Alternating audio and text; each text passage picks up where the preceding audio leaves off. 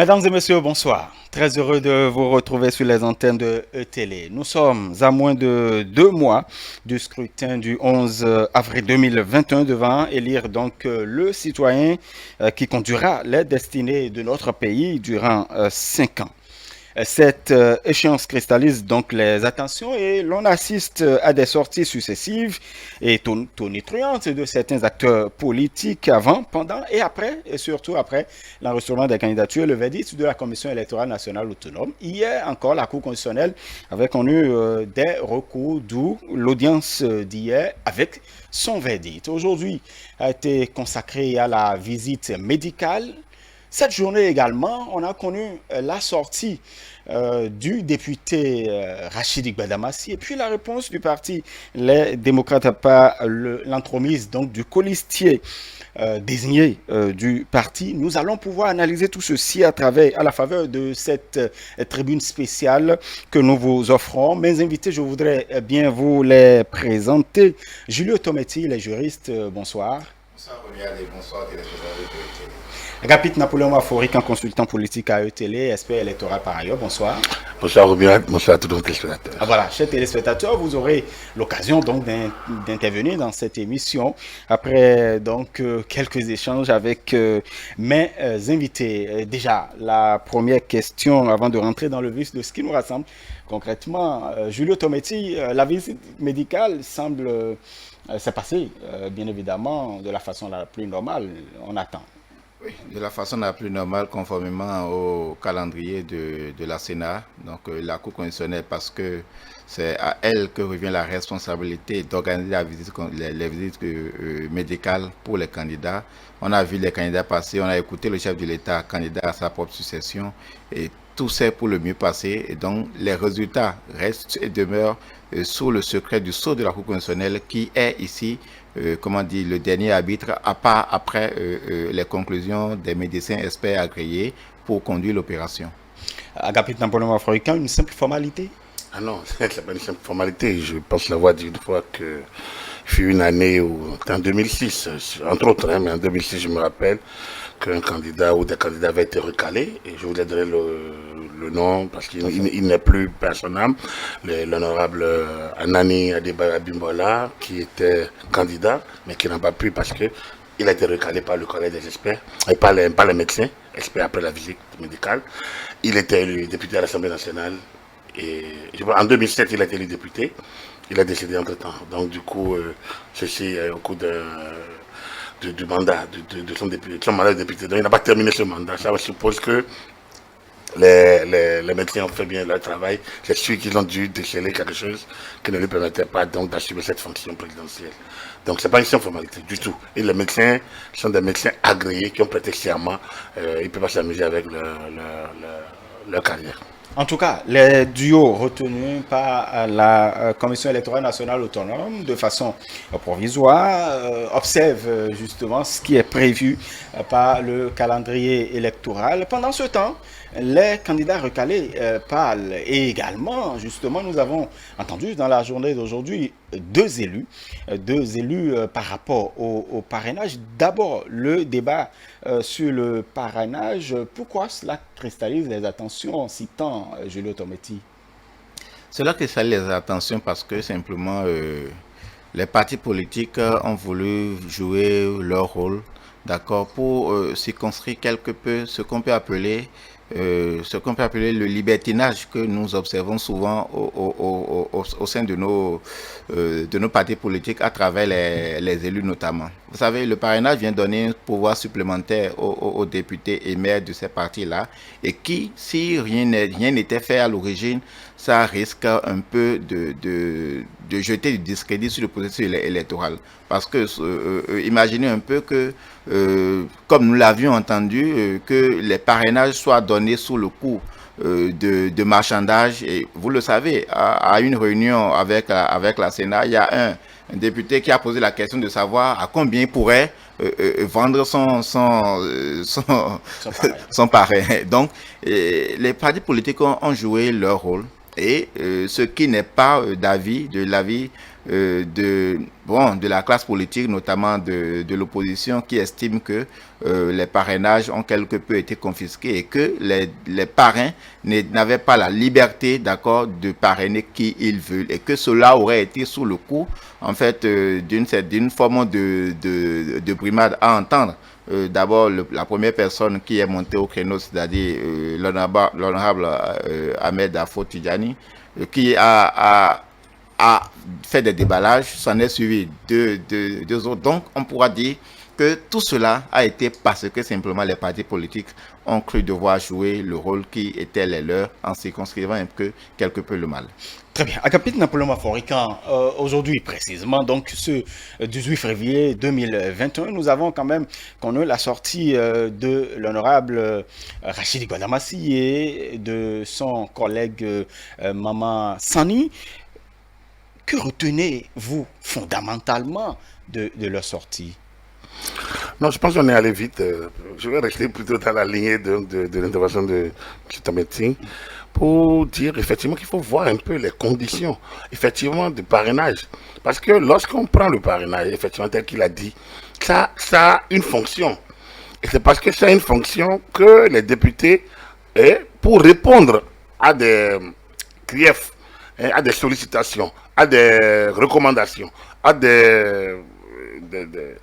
oui, un certain nombre de trucs, ont voulu limiter les candidatures, notamment à nos élections. On a d'abord élevé le taux, le montant de la caution. Beaucoup ont crié que c'est une affaire de riches.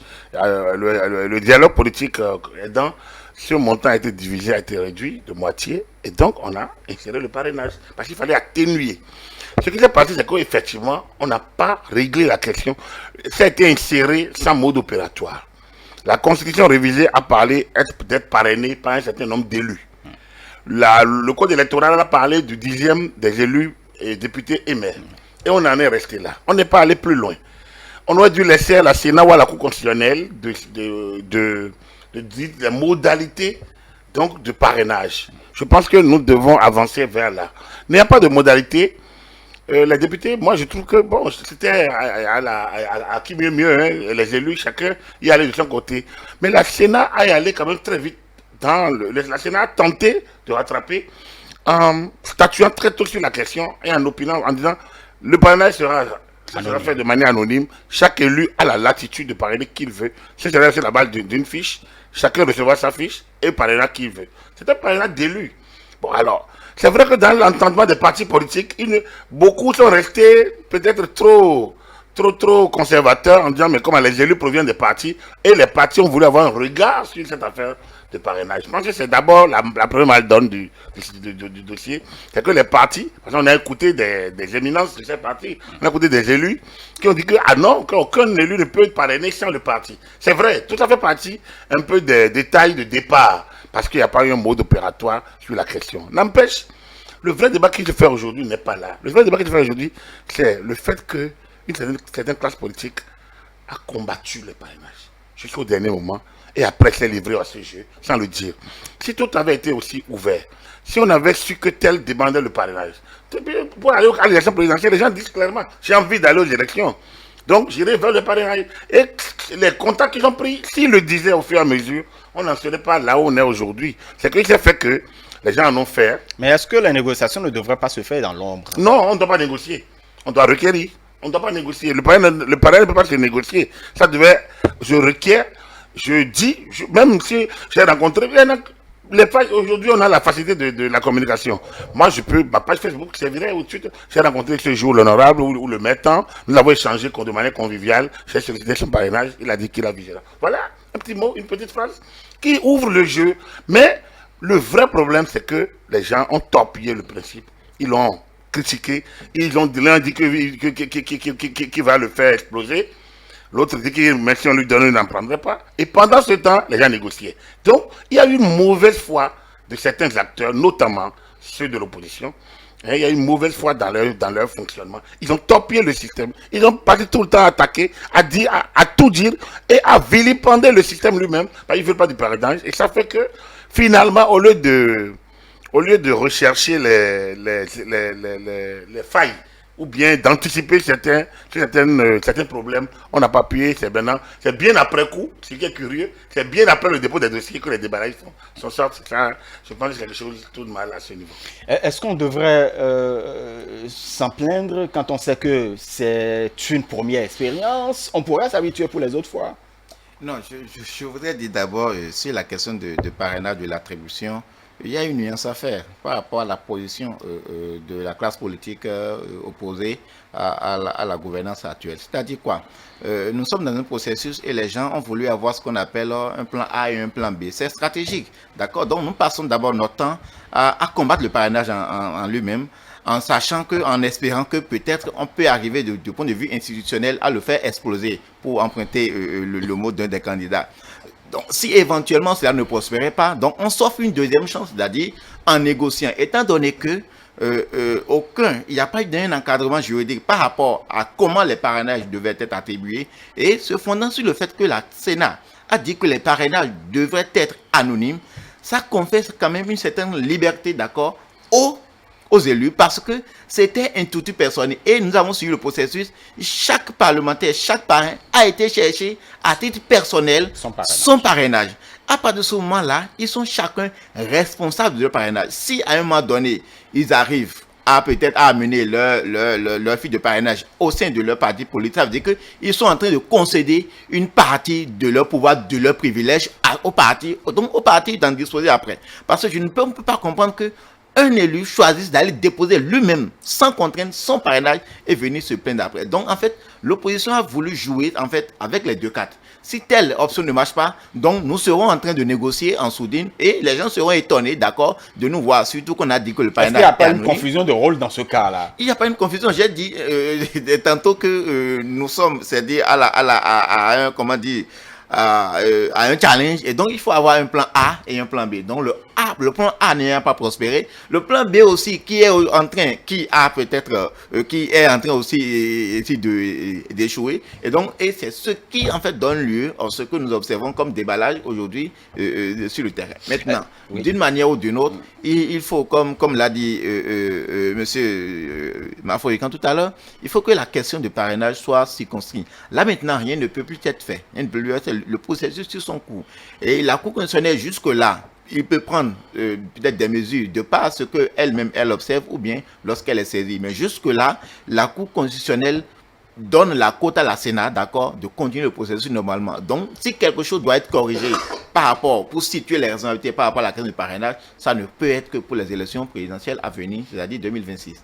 Très bien. Agapit Napoléon Maforican. Je vais continuer un peu, si vous le permettez. Je vais continuer un peu pour dire oui, je partage son développement jusqu'au niveau quand même d'une certaine communication embrouillée. Au niveau des partis des démocrates, pour être direct, leur communication a paru tellement embrouillée parce que c'est autour de ça. Moi, je suis d'accord qu'on puisse parler du plan A et du plan B. Et peut-être du côté du projet Ivor, on peut parler du plan B, parce qu'après, il s'est retrouvé avec un parti, avec des partis régulièrement enregistrés qui, eux, peut-être ne sont pas dans la même dynamique que lui. Et donc, il y a dû avoir peut-être des négociations. Mais lorsqu'on reste dans les démocrates, qu'est-ce que nous avons constaté? D'accord qu'il y ait deux plans, mais il se fait que le soir, même le jour du dépôt du dossier, il y a toujours cette communication embrouillée à leur niveau. On dit, le président, la matinée, le vice-président va dire que bon voilà, ils ont dégagé leur duo, ils ont déposé ça à la Sénat, mais sans parrainage. Car ils vont mettre le peuple devant ses responsabilités en disant qu'on n'a pas voulu leur donner des parrainages, eux ne veulent pas de parrainage. Ça, c'est l'un des vice-présidents. Dans la même journée, et à la Sénat, la candidate du parti dit, la candidate retenue, qu'on n'a pas vu du tout sur la scène politique, dit que nous sommes dans la pire des dictatures, qu'il a été difficile d'avoir des parrainages, lui l'a tenté, les gens l'ont voulu. Alors c'est la première fois qu'on entend les démocrates parler de parrainage. Et au même moment, le président du parti à côté dit que de toute façon, eux, ils n'ont pas demandé de parrainage, qu'on leur donne, ils n'en prendraient pas. Quelques jours auparavant, Agosta Irénée, qui est l'un des vice-présidents l'un des membres du parti, a dit que lui peut avoir des parrainages, qu'il a même des parrainages, qu'il peut avoir les sièges. Et que enfin, il pourrait être candidat. Et le parti a fait un communiqué signé de Rondeté, son président, pour dire nous n'avons mandaté personne d'aller rechercher des parrainages. Alors donc, à la Sénat, le 4, la candidate désignée dit, moi j'ai cherché, on m'a empêché de la voir. Les gens ont fait mes bas sur le parrainage. Tout ça c'est embrouillé. Ouais, donc, moi je pense qu'on pourrait faire beaucoup mieux. Si le jeu était, si on s'est ouvert le jeu, si on s'est donné la latitude si on a voulu être transparent soi-même, si on n'a pas voulu dribbler ou enfin, jouer à un jeu de cache-cache, sinon, ça ne sert à rien à la candidate en question de se manifester en disant que oui, le parti qui me porte ne veut pas, mais moi je suis le candidat désigné, donc j'apporte une nuance dans ce que le parti fait. Moi je veux aller aux élections, je vais requérir. Est-ce qu'elle ne court pas de risque en disant ça? Non, elle ne court aucun risque. De toute façon, les gens savent. Après les débats que nous avons aujourd'hui ont eu lieu quand on a viré à Gossa Irénée, parce qu'on dit qu'il a négocié en dehors des. Aujourd'hui, à quoi ont servi les primaires dans ce parti?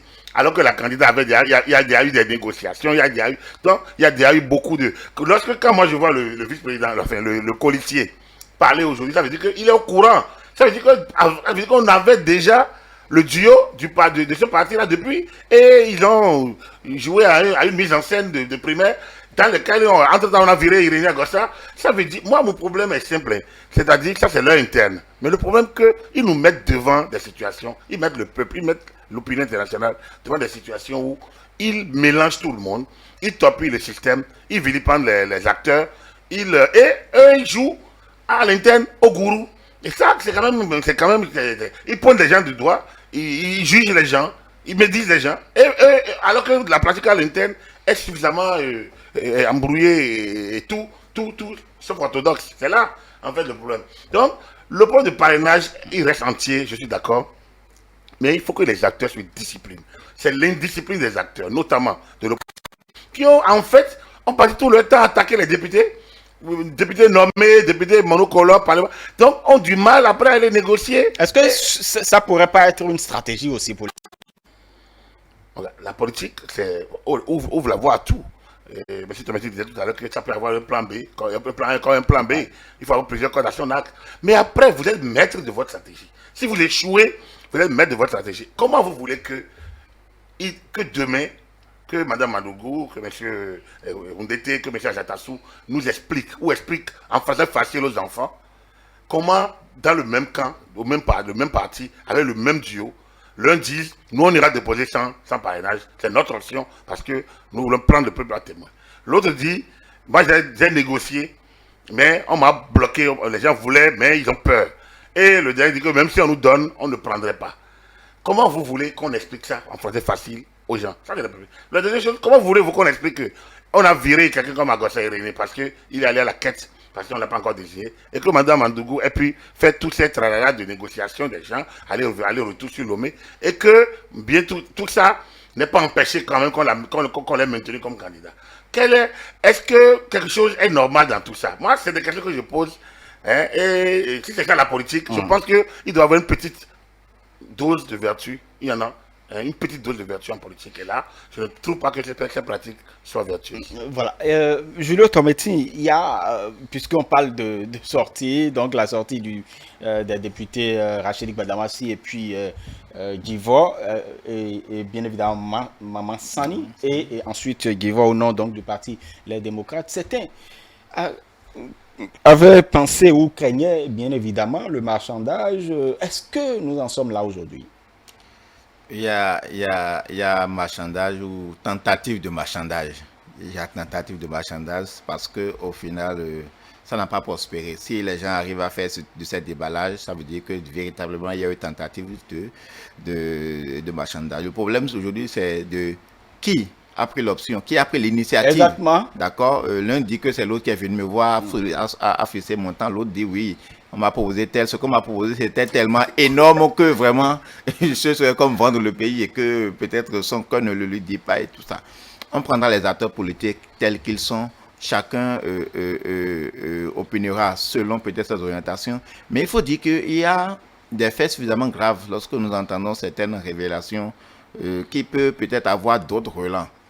J'ai lu le communiqué de Patrick Divor tout à l'heure, des thèmes employés, traités, l'un d'escrocs de ci, de ça, dans un communiqué officiel, ce n'est pas foncièrement digne des acteurs politiques en employant de telles grossièretés dans la presse et que ça prenne ces relents-là. Ce qu'il a souhaité, c'est que ce qui se fait aujourd'hui, c'est comme, comment dire, des gens qui, quelque peu, sont en train d'échouer à la course et on ne peut pas leur refuser de s'agiter un peu, d'accord, de nourrir un peu l'actualité de ces déballages. Et tout ça là participe, d'accord, bien sûr, au débat. Parce que ça aurait été trop Nous facile. sommes quand même à un moment sensible. Oui, nous sommes. Donc, les mots doivent être bien choisis. Vous savez, le peuple béninois est assez mature. On peut dire que nous en avons traversé plus que ça et nous avons toujours trouvé les ressources, chacun en son sein, et les institutions, avec leurs contributions, sont toujours parvenues à nous sortir de l'impasse. Il faut me dire en fait que cela, comme tel que j'ai dit tantôt, ça participe de la liberté d'expression parce que on ne peut pas refuser aux gens de dire ce qu'ils sont en train de dire. Sauf que chacun, comme on le dit toujours, chacun doit être assez responsable de ce qu'il sort pour que, au-delà des élections, qu'il n'y ait pas d'autres travers, qu'il n'y ait pas d'autres, rebondissements par rapport à ces déballages qui sont en train d'être faits aujourd'hui. Agapit Napoléon Africain, marchandage, on avait craint, ou du moins, ça ne posait pas de problème entre-temps, mais aujourd'hui, on est en train de parler d'une tentative de marchandage. Est-ce que cela ne vient pas quand même remettre aussi en cause cette question, la réforme du système partisan, le parrainage et tout ça? Et laquelle je reviens. Tout à fait, je vous repose on voit toujours la réforme du système partisan un peu partout, et on veut nous faire dire que ça a échoué, toujours. Non, ça n'a pas échoué, bien au contraire. Je pense que nous sommes... Moi je me réjouis de ce qui se passe, hein, honnêtement. Je me réjouis parce que, d'abord, ça, c'est la dynamique. C'est une dynamique. Et je pense que ça prend à porte-à-faux celle qui pensait que qui a osé dire que nous sommes dans la pire des dictatures. Moi, je trouve que c'était la première. En fait, c'était la première grosse injure et la maladresse la plus je dirais, une grosse maladresse de cette candidate-là, qui vient devant nos institutions, c'est qu'on est dans une pire des dictatures. Ça veut dire même elle liait ce qu'on appelle la dictature. D'autant qu'on a dit, elle était à côté, quelque part, où moi je ne veux pas porter de jugement sur le système, mais j'ai vu des manifestations pires qui n'ont même pas eu. Ici, il n'y a même pas eu de manifestation. Mais j'ai vu des choses graves. Elle n'était pas loin. Alors quand elle vient nous dire que nous sommes dans la pire des dictatures, je dis c'est une injure à nos institutions. Et c'est là qu'elle a fait sa mauvaise entrée déjà dans le système, dans le dispositif. D'autant qu'il y avait déjà des maladresses qui étaient déjà en back office. Donc elle est venue, ça montre qu'elle n'était pas préparée du tout à la fonction. Et donc, en la laissant, il n'y a que dans une démocratie que ça peut se faire. Et en le faisant, elle s'est dénudée elle-même progressivement. Elle a enlevé la carapace qu'elle avait et elle a montré son vrai visage en termes de personnalité préparée pour exercer une fonction aussi haute. On peut être ministre, bon, on vous nomme, vous avez plein de conseillers, mais pour être chef d'État, il faut d'abord convaincre du monde et être élu. Ça, c'est un autre problème. Il faut savoir avoir des éléments de langage. Il faut savoir affronter les situations. Il faut savoir dompter des barrières. Il faut savoir faire un certain nombre de situations. Il ne s'agit pas d'être parachuté facilement. Donc, ce dont moi je suis conscient, c'est qu'aujourd'hui le débat est fluide. On peut faire conférence de presse, on peut répliquer, on peut injurier, on va même jusqu'au travers. Et ça se passe, personne ne vous menace. Hier, elle était invitée à la Cour constitutionnelle, elle n'y était pas allée, ses avocats étaient là, elle a dit qu'elle avait il y a 34, elle doit avoir 34 de parrainages, ça n'a rien dit, on n'a pas donné, elle a dormi normalement chez elle, j'espère bien, elle doit pouvoir le faire. On est dans une démocratie, et c'est la vitalité de notre démocratie, ça c'est important. Une élection présidentielle, il y a 10 ans, on n'avait pas ce plaisir-là, il y avait des manifestations contre la Libye. Des rues noires du monde. Et on allait aux élections. Il y a 5 ans, il y avait la peur. Hein, dans le propre camp de FCBE, il y avait quelqu'un qu'on a parachuté, qui était le premier ministre de l'époque. Il y en avait qui étaient avec le président, mais qui étaient ailleurs. C'était pas une bonne ambiance. Je pense qu'aujourd'hui, l'ambiance, elle est plus sereine, elle est plus calme, elle est plus détendue. En dehors de ces soubresauts de dernière minute. Mais on doit tirer le son. Vous parlez de marchandage, non? Vous savez, même si le parrainage est débattu, les gens disent qu'il faut laisser le peu parrainer. Ça aurait été pire. Ça aurait été pire parce que les gens vont faire des promesses de construire des maisons, promesses de payer des bourses aux enfants, promesses de régler les emplois de santé. Là, aujourd'hui, ce qui est intéressant, c'est que les gens n'ont pas réussi. Même s'il y a eu tentative, comme l'a dit, la nuance est de taille, qu'il y a une tentative, c'est que justement, il n'y a pas eu, ça n'a pas prospéré. Si ça avait prospéré, on ne serait pas là aujourd'hui. Ça veut dire que ce n'est pas aussi facile que ça. Les gens vont tenter. L'autre a dit que la somme est grosse. Quelqu'un comme Mme Massi dit qu'on lui a promis une somme tellement grosse que lui, là, c'est un homme libre, c'est quelqu'un de fantasque. Tout le monde le connaît. Il n'a pas de... lui, il veut aller, il défonce. Il va droit. Donc, moi, a priori, je n'ai pas de raison de douter de ce qu'il dit, parce que c'est quelqu'un qui assume ses actes, qui assume ses comportements, qui assume ce qu'il fait. Ça veut dire que, déjà... Est-ce qu'on doit douter également de l'autre camp? Non, écoutez, moi, je regarde les faits. Regardez, hier, le 17, à la Cour constitutionnelle, l'honorable Soui, Afo, quand lui, il est parti, mais ça allait son mentor, son ami, son camarade, a démontré comment ça s'est passé. Il a tenté de dire, mais il n'a pas dit non, qu'ils sont allés ensemble au siège du parti. Donc du coup, c'est un homme responsable qui a pris son récépissé, qu'il est allé jusqu'au siège du parti, qu'il a remis, alors que lui, on lui a donné, il ne manquait que, la Sénat a tout fait, hein. Ils ont déjà signé devant la Sénat. Il ne manquait que même ils mettent le nom du président et du vice-président sur leur fiche. Alors, donc, il aurait pu demander à l'autre de lui faire ça. Il a remis, il est parti jusqu'au siège du parti. Mais là, après, le parti, moi, je ne sais pas ce qui se passe à l'interne du parti. Le parti est libre. Le parti, c'est ses pratiques. Ça, c'est à l'interne. Si les gens ne sont pas d'accord, ils vont les dénoncer. Mais ça, c'est à l'interne du parti. Je ne veux pas rentrer. Mais c'est lui, il est libre. Il y est allé librement. Donc, ça, c'est le premier. Madame Madougou ne s'est pas présentée. Les avocats ont parlé. Allégation, il n'y a pas de preuves. Montrer le capitaine de camp, il n'y en a pas eu. Aujourd'hui, c'est le 18, il y a un conférence de presse de Badamassi. Lui, il a fait des affirmations. Il y a un communiqué du colistier qui dit que non, et fait d'autres allégations. Tout ça nous montre simplement que, oui, marchandage, il y en a eu sans doute, mais ça n'a pas prospéré. Et donc, le système a tenu. Il y a pas, la corruption est partout. La corruption est partout. On a fait des concours tout récemment, ça a été annulé, malgré les anciennes annulations, malgré tout ce qu'on a dit, les concours ont été entachés tout récemment encore. Donc, il n'y a pas un système propre. Mais celui-ci a montré qu'il a pu résister aux épreuves, au moins de la corruption, à ce niveau-là. Et ça, c'est important. Je ne sais pas les raisons qui l'ont bloqué à un niveau ou à un autre, mais il se fait que cette corruption n'a pas prospéré. Et ça, c'est quand même intéressant. Après, ça n'enlève rien à ce que nous avons dit, qu'il faille revoir un peu le système. Moi, je ne suis pas partisan qu'on enlève. On a besoin de bémoliser un peu, de tamiser à un niveau donné. Et notre système de parrainage, à mon avis, n'est pas si mauvais, mais on peut regarder les failles et voir peut-être les dosages à mettre. Et donc, à l'expérimentation, les insuffisances. Un mode opératoire peut-être pour à expérimenter lors des élections législatives de 2023. En tout cas, la Cour constitutionnelle a donné son verdict par rapport à un certain nombre de choses et aujourd'hui, nous avons eu quand même des sorties. À quand la fin des débats sur le parrainage? On pourrait se poser cette question, Julio Tometti. Le débat sur le parrainage n'aura jamais de fin, d'accord, dans le processus électoral en cours. Le débat sur le parrainage va continuer même après les élections présidentielles, après qu'un président de la République soit installé. Parce que, en fait, c'est un chantier qu'il faut travailler à parfaire, à anoblir davantage. Parce que on le voit aujourd'hui, à l'épreuve, le parrainage a été d'une utilité à nulle autre pareil. D'accord? Chacun est resté, si ce n'est pas que ces derniers déballages, nous n'avons pas entendu question d'argent, de sous, dans ci ou bien dans ça. Parce que même avant même le parrainage, même pour, on l'a eu pour la dernière élection présidentielle où peut-être l'ancien chef d'État avec son équipe, pour qu'un parti soutienne un autre parti, c'est des questions d'argent. Pour qu'un député soit débauché, soutienne, c'est des questions d'argent. Pour qu'un député ou bien un acteur politique ait son affiche au côté, c'est de l'argent. Tout se marchandait. Mais aujourd'hui, nous avons pu comprendre que les choses ont été quelque peu circonscrites. Au niveau de l'opposition, moi je dirais ce qui a joué contre eux d'une certaine façon, c'est un parti trop jeune, un parti politique trop jeune.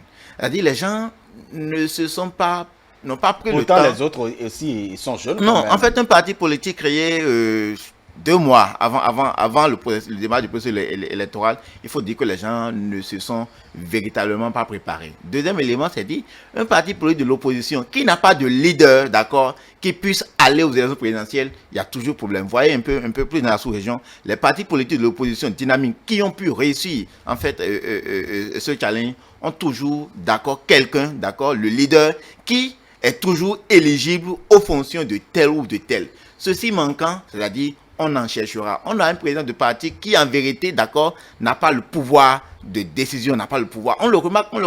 Parce qu'on ne peut pas concevoir dans un parti politique que le président du parti est d'ici et qu'un autre dise ça et qu'un troisième dise autre chose. Troisième élément, c'est ce front. C'est ce front qui est qu'on a appelé front de la restauration de trucs là. Mais qui au fond n'est constitutif que, d'accord, du parti politique Les Démocrates. Parce que DUD, nous savons sur l'échiquier politique national ce que ça vaut aujourd'hui. GSP, nous savons combien connaissent l'existence de ce parti. Donc ce sont les deux là, avec le candidat libéral à Ivor, qui est sans parti, et les démocrates. Et très tôt, quand la brouille a commencé, les démocrates sont des soldats. C'est-à-dire que le front en elle-même est devenu une coquille quelque peu complètement vide, si on peut le dire. Donc, l'opposition a travaillé, d'accord, à s'unir davantage. Parce que je pense que la classe politique béninoise a besoin fondamentalement que l'opposition soit soudée et pour arriver à jouer convenablement son rôle. Parce que s'il n'y a pas l'opposition qui joue son rôle, il n'y a pas d'alternance possible. Or, l'alternance, c'est une clé de voûte de tout système démocratique. Parce qu'il faut une pluralité d'offres politiques, d'accord, pour que le peuple, en toute lucidité, puisse choisir entre des projets politiques. L'opposition se retrouve tout de même dans les duos retenus, en tout cas provisoirement, par la Sénat. C'est ça le problème. Quelqu'un m'a dit une fois, la dernière fois, pourquoi nous avons 2, 3 partis ou 4 partis de la mouvance, c'est qu'aucun d'eux n'a pu dégager de candidat. C'est-à-dire, quand vous êtes parti politique, vous avez soutenu, d'accord, vous avez dit que vous êtes parti politique de la majorité présidentielle. Ça veut dire que vous êtes d'accord pour ce qui a été fait jusque-là. Lorsque le président de la République que vous soutenez est candidat, vous avez quoi d'autre à proposer, d'accord, si vous avez été d'accord 5 ans durant avec le projet politique que celui-ci a mis en œuvre. Donc ça va de soi qu'il ne pouvait plus avoir d'autres alternatives. De sorte que si au sein des partis, il y a d'autres courants, il y a d'autres éléments, c'est-à-dire ça sera versé, ça sera porté au candidat, d'accord, qui est en ce moment-là, porte la voix de ces partis politiques. L'opposition aurait pu faire la même chose. Mais depuis 2 ans, l'opposition a contribué à se détruire elle-même, d'accord. Personne n'a détruit l'opposition que elle-même. Donc, c'est quand même... Aujourd'hui, quand on parle de l'opposition, il y a certains acteurs que les gens ne retrouvent pas et on se dit, mais est-ce que c'est véritablement l'opposition? Je ne veux pas citer des noms, mais on se dit, l'opposition, en fait, ça manque encore véritablement de ces acteurs. À quand la fin je vous fais 2 questions à la fois. À quand la fin du débat sur le parrainage? L'opposition est quand même parmi les duos, les 3 duos. René Agossa ne partage pas. On est dans un pays fantastique où les gens adorent le grand verbe. Ils adorent un peu les stéréotypes. Nous sommes, c'est bizarre. Tout le monde a continué de dire qu'il n'y a pas d'opposition. Mais pour eux, il faut être clair. L'opposition, c'est Yahi Boni. C'est autour de Yahi Boni. S'il n'y a pas Yahi Boni, il n'y a pas opposition. On a vu duel Kérékou, Soglo, Mbedi, Amonsou. Yahi Boni, Mbedi. Maintenant, c'est Talon, Yahi. Si on n'a pas ça, c'est qu'il n'y a pas opposition. C'est tellement ancré dans certaines têtes qu'ils n'arrivent pas à comprendre. Les FCB sont allés aux élections communales sans Yahi. Ils ont pu gagner 6 communes. Si ce n'était pas avec leur stupitude, ils en auraient eu 7. Donc une commune à statut particulier. Et pourtant, c'est sans Yahi. Et ils ont fait ça, c'est l'opposition aussi. Il ne faut pas qu'on le perde de vue. L'opposition, c'est Irénée Agossa et Corentin Koé. C'est des anciens collaborateurs du président Yahi, comme beaucoup d'autres, on peut le dire. Donc, il y en a qui sont à l'UPABR sans doute. Mais eux, ils sont restés. Ils ont fait des démocrates. Donc, ils sont de l'opposition. Il ne faut pas qu'on se leurre. C'est pas parce qu'ils ne sont pas désignés par le parti qu'ils ne sont pas de l'opposition. Et je pense qu'il y a une facilité à étiqueter dans un débat où il dit que lui représente l'opposition. On dit le FCB dit ils sont. Il a d'ailleurs dit, nous représentons la seule force de l'opposition. Et on lui demande, il dit non, ils savent ce qu'ils sont. Donc il y a que chacun essaye de se dire qu'il est opposant. Non, moi je pense que nous allons à une élection présidentielle avec 3 duos. Un duo de la majorité présidentielle, ce qui est normal d'ailleurs. Parce que, comme l'a dit M. Tometti, je suis totalement d'accord avec lui. Les gens disent que c'est la... Je vous ai d'ailleurs répondu plusieurs fois. Les gens disent que c'est l'échec de la réforme du système parti. Je dis non, c'est pas l'échec. La transition se poursuit. Celui qui a fédéré est encore là. Il est encore disponible. Il a encore la force, il a encore la santé, il a encore l'énergie. Et il a encore la volonté. vous ne pouvez pas arrêter ce qui se passe en si bon chemin. Donc c'est normal que les forces qui ont soutenu et qui l'a soutenu à resserrer le système partisan qui soit leur porte-drapeau. Eux, ils ont été cohérents. Mais ceux qui voulaient faire de la résistance hier, ceux qui voulaient restaurer la démocratie aujourd'hui, et ils sont incapables. L'étape de Dio, et puis c'est tout un pétanqué, et la même journée, on en a eu 4. On en a eu 4, alors qu'il fallait un pour leur permettre d'aller restaurer la démocratie. On en a eu 4, vous voyez pas que... Mais Agapit n'a pas le même mais est-ce que ce n'est pas facile pour une majorité présidentielle de de resserrer la rang? C'est beaucoup plus facile. C'est beaucoup plus facile pour l'opposition, oui, parce que c'est eux qui s'opposent. C'est eux qui sont vraiment opposés sur des principes, sur des valeurs. Parce qu'on estime que le pouvoir en place pourrait quand même diviser l'opposition dans nos États. S'ils sont vraiment... Si leur idéal, leur vision, c'est vraiment changer quelque chose de fondamental, s'ils sont regroupés autour d'un objectif de changement, d'alternative cohérent, il n'y a pas de raison qu'ils se divisent. Ils regardent dans leur sien, ils font les primaires, ils dégagent. Mais je dis que le Dahomey est devenu Bénin. Le problème, c'est que quand on est à la touche, on est contre celui qui a le pouvoir. Dès que il s'agit maintenant de se battre pour lui prendre le pouvoir, vous ne le verrez pas. Il y a eu l'UN. Il y a avec le candidat unique, il y a quelques... Mais autour de ça, vous avez vu tout ce qui s'est passé. Certains ont lâché au dernier moment. Mais malgré l'UN, une fois qu'ils ont échoué à la présidentielle, qu'est-ce qui s'est passé? Ça s'est éclaté. Mais là encore, c'était quand même une expérience intéressante si ça avait pu prospérer. Mais l'UN était un embryon de ce que nous avons peut-être aujourd'hui, que l'opposition n'a pas pu garder. Parce qu'effectivement, en face du pouvoir, l'UN a pu constituer, voilà. Ce que vous voulez dire, c'est que de notre côté, l'UN a fait un mauvais casting en s'appuyant sur ABT ailleurs. Et ça a gâté sa stratégie. Si elle avait été un bloc, effectivement, ça aurait peut-être pu faire quelque chose de solide. Il faut que l'opposition apprenne à travailler ensemble. Et ça, du Dahomey au Bénin, on n'a pas encore abouti réellement à ça. Donc ça, c'est la première constance, il faut le garder. La deuxième, c'est que l'opposition dont on parle, c'est que c'est autour d'un personnage. Les FCBE se sont libérés. L'opposition, c'est autour du président Yahi. Et ils ont raté les élections législatives. Il faut qu'on le dise. Ce qui se passe aujourd'hui a ses racines en 2018. Lorsque les réformes ont été... En 2017, lorsqu'on a retourné la copie au gouvernement de la révision de la Constitution, alors que le président Talon y mettait son changement majeur, profond. C'est-à-dire que le vraiment phare qui aurait fait retourner l'Afrique, c'est le mandat unique. Je pense qu'aujourd'hui, les gens ne parleraient plus de renouveler le mandat du président aujourd'hui. Les gens ont retourné sans raison. Ensuite, le président a changé de méthode et passe aux réformes politiques. Les réformes politiques ont été consensuelles. Il ne faut pas qu'on l'oublie, participatif et consensuel. Il y a eu des séminaires, il y a eu des rencontres, il y a des projets communs. La preuve, c'est voté à l'unanimité ici, à une voix près de l'autre. Donc, tout ça a été bien conduit. Mais quand il s'est agi d'aller maintenant à la mise en œuvre, les gens ont commencé, quand ils ont vu que leur intérêt n'est pas en jeu, leur intérêt commence par ne pas être candidat, quand ils ont vu qu'ils n'arrivent pas à suivre le rythme, ils ont voulu torpiller le système. Malgré le fort du chef d'État de corriger, de les aider à corriger. Mais ils ont torpillé. J'ai toujours répété cette affaire, cet épisode de Rondete qui a signé dans le comité paritaire et qui au dernier moment a retoqué sa signature sous des prétextes, à mon avis, très fallacieux pour un élu. Heureusement, la majorité a repris ça parce que j'ai trouvé que les partis politiques n'arrivaient pas trop à revenir sur cet épisode-là. Heureusement que la semaine dernière, je pense qu'au niveau de l'UP et de BA, ils sont revenus sur cet épisode. C'est là le problème. Donc, quand Éric Rondete et Gabayaya ont retoqué, ont refusé, ont renié leur signature, on était obligé d'aller aux élections avec la liste de la majorité. Les projets de loi dérogatoires qui ont été signés, qui ont été adoptés par le comité paritaire sous la signature de Maître Oubedi sont restés là. Ça ne pouvait plus aller sans l'opposition. Donc, on est allé aux élections législatives dans les conditions que vous savez. On a un parlement. Aujourd'hui, on parle de parlement monocolore, comment c'est venu. Donc, c'est là le départ de tout.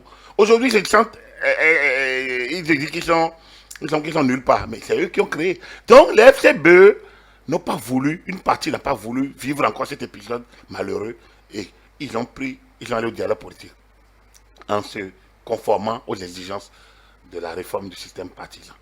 Mais on les a tracés de traître. les mêmes qui se sont retrouvés encore finalement avec les mêmes textes pour devenir les démocrates. Ils sont allés aux élections législatives et communales. Le président Yahi a démissionné de manière fracassante. Ils sont allés. Alors, je rappelle tout ça pour vous dire quoi? Que l'opposition dont vous parlez a plusieurs facettes et a plusieurs visées, a plusieurs objectifs. Il y a une certaine opposition qui m'a l'air, à mon avis, qui m'a l'air républicain, qui a envie de montrer qu'il y a une alternative face au président Talon. Cette opposition ici, il va d'exister. FCDB et FCBE depuis quelque temps, au moins ces deux. Au moins ces deux. Et aujourd'hui, au sein des démocrates, on a quand même vu le duo actuel qui est loin d'être un duo président des partisans. Et vous l'avez vu, vous l'avez écouté à Gossa Irénée. Donc, je pense que nous devons quitter, disons, cette posture et cette propension. Nous devons aller au plus loin, prendre de la hauteur, en ne donnant pas blanc ces choses-là, qui tuent à certains parce qu'on les voit faire la belle rhétorique, eux ils sont plus représentatifs de l'opposition que d'autres. Aujourd'hui, il se fait que le président Talon a mis la barre tellement haut que peut-être qu'il n'a peut-être pas en face de lui quelqu'un qui a une bonne posture. Et on dit que donc, si tel était là, moi je ne vois pas Mandougou meilleur à Gossa, à Kowe ou à Djemba. En termes de profil, Djemba a une expérience professionnelle et politique plus large quand je le regarde. Donc, je ne vois pas Poissy Aïvo plus l'homme du terrain que les autres. Djemba c'était un ancien élu. Et Paul Oumpe, c'est un ancien élu. C'est un élu local actuellement. Donc, un élu communal. Donc, même s'il a démissionné. Alors, donc, si on veut aller comparaison, c'est que Djemba, Oumpe, c'est des élus. Ils ont fait leur preuve du terrain, on connaît. À Gossa, Kowe, je ne pense pas qu'ils aient été élus, mais ils sont sur la scène politique depuis un temps. Le président Aïvo est un ancien militant, on le sait, NCC, PRD, mais il n'est jamais encore élu à rien. Et Eric Yamandougou n'a jamais été encore élu à rien non plus. Donc, si on veut faire comparaison, alors, ce n'est pas parce que les gens ont de la verve, ils parlent peut-être mieux ou bien ont l'éclat peut-être d'être à l'extérieur, proche d'un ancien chef d'État, qui sont meilleurs. Donc, j'ai voulu faire peut-être ce long développement pour quand même qu'on puisse nous suivre sur la question de l'opposition. Moi, je ne suis pas d'accord lorsqu'on dit qu'on a l'impression qu'il n'y a pas l'opposition à ces élections. Il y en a bel et bien. Maintenant, si quelqu'un ne veut pas le reconnaître, ça, c'est son problème. Bon, de toute façon, on va observer tout ceci lors de la campagne électorale, puisque on parlera de l'offre et également d'un certain nombre de choses. Julio Tometti, malgré les déballages, malgré un certain nombre de choses, sommes-nous prêts pour le scrutin du 11 avril 2021? Nous sommes prêts. Les institutions travaillent au quotidien, d'accord, pour que le calendrier électoral soit respecté. Nous avons rappelé tout à l'heure que le processus est en cours et que jusqu'à la visite médicale que les trois duos ont subi. Et donc le processus suit normalement son cours. Sauf cataclysme, je ne pense pas qu'il y ait quelque chose qui fondamentalement peut remettre en cause le processus électoral en cours, parce que la Cour constitutionnelle a vidé toutes les questions préalables à lui poser dans la journée d'hier. Bon, peut-être attendons qu'il y ait d'autres recours éventuels pour voir quelle soit la position de la Cour constitutionnelle. Mais je voudrais déjà dire que la Cour constitutionnelle sur la question du parrainage, quand on suit bien sa dynamique, la Cour constitutionnelle a fini pour ces élections de régler la question du parrainage. C'est peut-être pas courtoisie que la Cour ne va pas dans le fond. C'est pas courtoisie que la Cour est allée dans le fond sur le contenu d'un certain nombre de recours, comme par exemple le recours du candidat Galou Soglo, par exemple, qui continue de remettre en cause la révision conditionnelle intervenue en 2019. Donc, le processus électoral suit son cours et je pense qu'il ira jusqu'à terme. La seule chose qui a à déplorer, nous voici avec une troisième élection à polémique, législative 2019, communale 2020 et présidentielle 2021, avec toujours cette même rengaine. Est-ce que l'opposition est présente ou pas?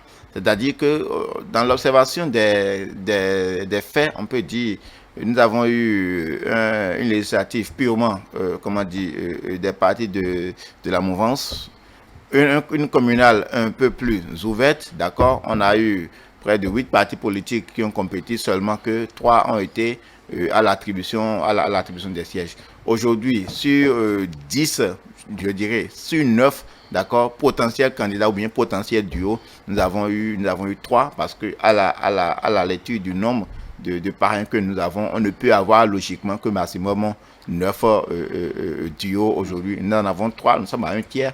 Donc, c'est quelque peu un peu inclusif, seulement que on pourrait travailler à avoir mieux. Mais, comme nous l'avons dit tantôt, la classe politique de la mouvance a été organisée de sorte qu'il n'est pas possible d'avoir cette dualité-là de candidature par-ci et par-là. Et donc, ce qui était à espérer, c'était en fait ça, quand nous analysons bien, une candidature de la mouvance, une candidature de l'opposition et une éventuelle candidature indépendante ou autre. Encore que, bon, moi je l'ai dénoncé personnellement, que les partis politiques n'avaient pas à donner cette orientation de ne pas accorder de parrainage aux candidats qui ne seraient pas issus ou soutenus des partis politiques, parce que nulle part dans l'article 44 de la Constitution, être d'un parti politique n'est pas une condition, d'accord, pour être candidat aux élections présidentielles. Je l'ai fondamentalement dénoncé et je continue de dire que c'est anticonstitutionnel. Seulement que les auteurs ont dit, bon, ce n'est que des recommandations, ce n'est que des directives. On n'a pas pris un acte, d'accord, pour dire c'est tel que ça doit être fait. Donc, c'est une directive à l'endroit de leurs élus militants. Et donc, chacun, on n'y est pas forcément obligé, d'accord. Donc, c'est comme ça que les acteurs ont pu se rapprocher. De toutes les façons, nous irons aux élections, sauf cas de force majeure, d'accord. Le processus sur son cours.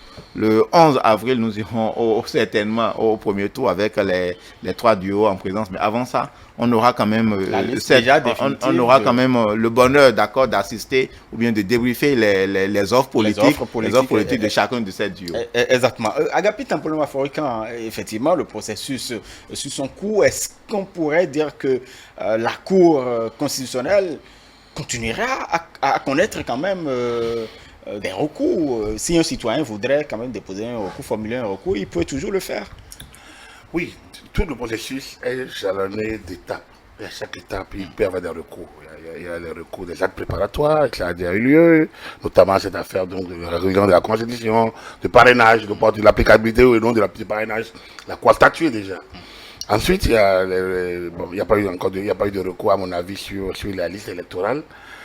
Sur la liste électorale, donc il n'y en a pas eu. Bon, c'est vrai que l'opposition, ou du moins certaines forces, avaient voulu qu'on audite la liste électorale. Non, mais il y a eu un comité, il y a un cas de concertation qui a fait un très bon travail. Je pense que voilà, donc je pense que ça s'est bien passé, les termes ont été respectés. Je ne pense pas qu'il y ait eu beaucoup de problèmes à ce niveau. Il y a le contentieux actuellement de la publication provisoire de la liste. Il y aura sans doute un autre contentieux, éventuellement si on avait peut-être recaler encore le 22 prochain, si on recale un des duos, peut-être qu'il y en aurait. Sinon, le contentieux de la liste provisoire est terminé. C'est terminé, c'est fini, c'est vidé hier. C'est pour ça que justement, il y a eu... Il y a eu les visites médicales aujourd'hui, ce 18. Donc, cette question est vidée. La Cour constitutionnelle a tenu à vider ce contentieux, donc les différents recours concernant cette étape. On ne reviendra plus sur ça lundi prochain, c'est pas possible. Donc, si quelqu'un saisit encore la Cour de ça, toute façon, les délais sont terminés, les délais sont échus, je pense qu'on est dépassé à autre chose. C'est pour vous dire qu'à chaque étape, il y aura des recours, et la Cour qui est juge de contentieux est là pour statuer. Ce qui s'est passé aujourd'hui sur son contrôle, là, c'est pas le contentieux, ça, c'est l'une de ses attributions, parce que la Cour a beaucoup d'attributions en matière d'élection, et notamment de l'élection présidentielle, dont elle est garante de la régularité, donc du processus de l'élection présidentielle. Elle est garante elle-même de sa régularité et de sa sincérité. Et ça, elle met en place beaucoup de dispositifs. Ce qui n'est pas déjà le cas lors des élections législatives. Mais elle est juge de contentieux pour les 2 élections, notamment. Donc, elle est maître d'œuvre, elle est carrément un moteur, une élection motrice dans l'élection présidentielle. Et vous allez la voir à bien des niveaux. Donc, en principe, vous allez vous demander à quand le débat de parrainage va finir. En principe, cette question-là, après ce déballage d'aujourd'hui, tout ce que nous entendons, ça peut encore prendre peut-être la semaine prochaine si les gens veulent s'attaquer, ou bien veulent continuer à faire le débat dans les médias. Mais sur le plan institutionnel, la question du parrainage est terminée. Sur le plan institutionnel, la question du parrainage est terminée, elle est totalement terminée, elle est vidée, elle ne reviendra plus. Sauf, je dis, sauf dans les médias. Bien, maintenant, après les élections, comme on l'a dit ici et là, il est important qu'on fasse une évaluation De de l'opérationnalisation. l'opérationnalisation et qu'on corrige. Moi, je ne sais pas pourquoi on jette le bébé avec l'eau de bain. Je trouve que c'est un acquis, qu'il y a des choses intéressantes dedans. Et ça, ceux qui veulent vilipender le système peuvent le faire. Mais il y a des choses intéressantes. Déjà, rien que d'amortir un peu les candidatures, c'est une très bonne chose. Moi, je trouve, de discipliner les acteurs. C'est également une très bonne chose. Il y a tout de même que quand même certains de nos concitoyens qui estiment qu'on n'a pas su amortir totalement parce que, bon, déjà, dans la première phase, c'est-à-dire que n'importe qui va à la Sénat pour déposer, ça leur pose énormément de problèmes aussi. Oui, moi, ça me pose un problème. Je l'ai dit sur notre plan qu'il faudrait un contrôle à l'entrée, à la porte, au premier dépôt. Là, ça va nous éviter les trucs des candidats, des candidatures non rejetées, candidats rejetés, non. Il ne sont pas candidats, vous ne pouvez pas être candidat si vous n'avez pas postulé régulièrement. Or, moi, je peux aller maintenant à la Sénat, déposer un dossier vide et je suis candidat. Puis mon dossier, la Sénat va constater que dans mon dossier, il y a une feuille vierge où j'ai écrit mon nom et il y a laissé mon identité. La Sénat n'est pas qualifiée là à dire retour avec ton document. Donc, du coup, on me liste. Sinon, quelqu'un qui dit, bon voilà, lui, c'est Marie, machin, c'est pas normal. On ne peut pas descendre cette fonction à ce niveau-là. Mais la loi a voulu peut-être laisser... C'est la démocratie. Oui, voilà. on peut le faire avant. Oui, on peut le faire avant. Mais moi, les souhaits que j'ai, c'est un souhait. Je ne suis pas juge, je ne suis pas électeur. Enfin, je ne suis pas... Législateur, vous le dites. Législateur. Ce serait intéressant que, lors du dépôt du dossier, il y ait déjà un huissier. Quelqu'un regarde extérieur, un huissier, regarde l'huissier, et que la Sénat contrôle, pas la validité, mais le nombre de pièces, pas leur authenticité, mais contrôle que les pièces exigées sont là. Si les pièces ne sont pas là, on retourne le dossier.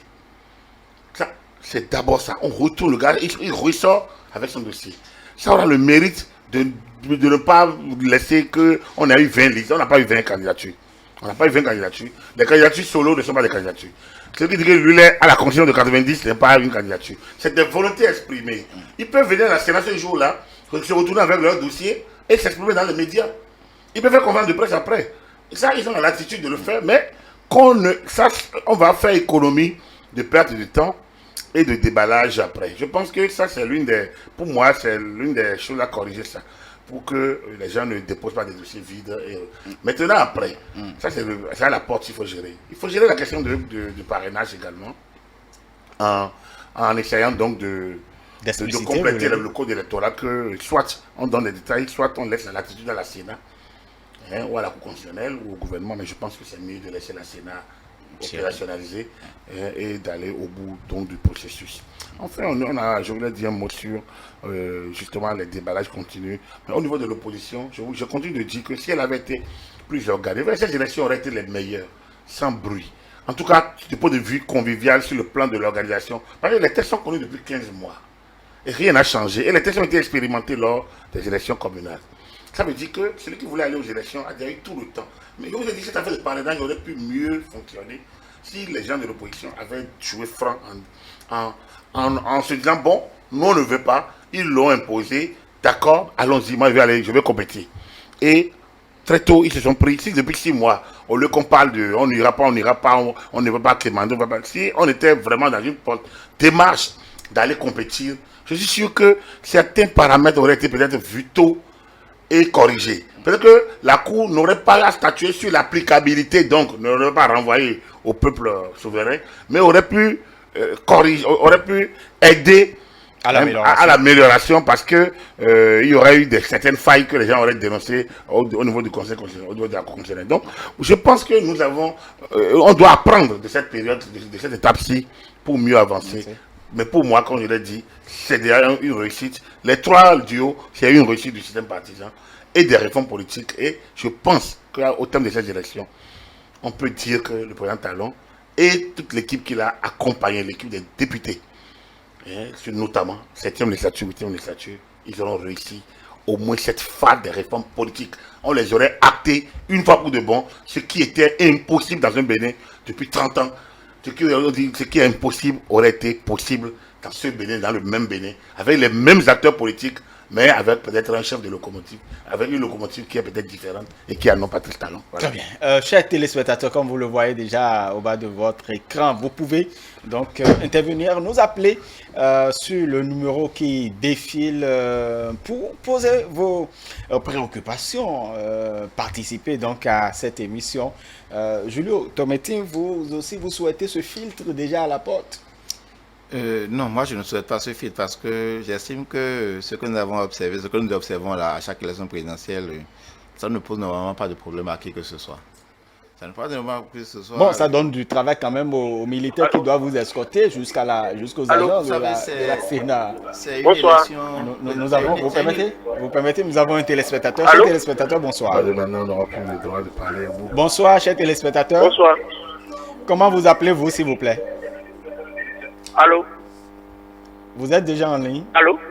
Vous êtes déjà en ligne. Bonsoir. Comment vous appelez-vous? J'appelle de Candy. Quelle est votre préoccupation, s'il vous plaît?